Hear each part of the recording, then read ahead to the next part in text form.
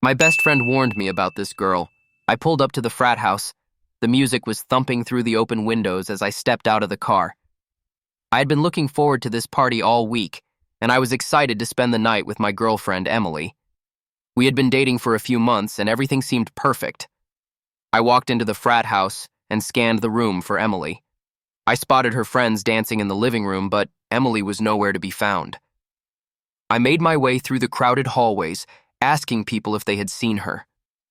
Finally, someone pointed me in the direction of a room on the second floor.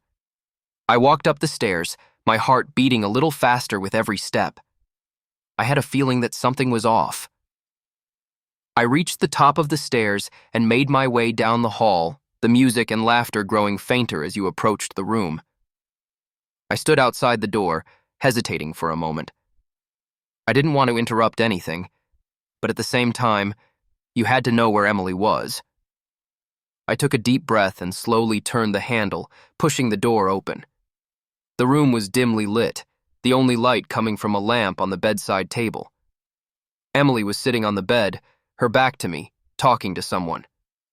I couldn't see the person's face, but I could tell it was a guy.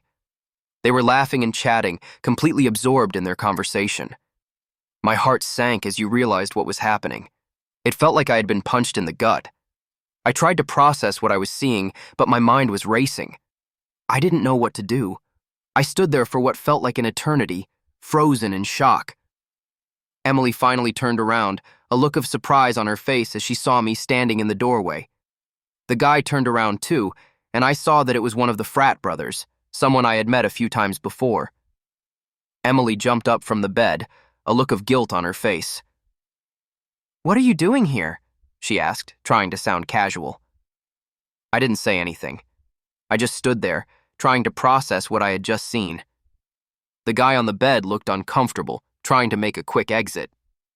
"Hey, I'm going to go grab another beer," he said, getting up and leaving the room. Emily and I were left alone. The tension between you was high. I didn't know what to say or do. It felt like my world had been turned upside down. "What's going on, Emily?" I finally asked, trying to keep my voice steady.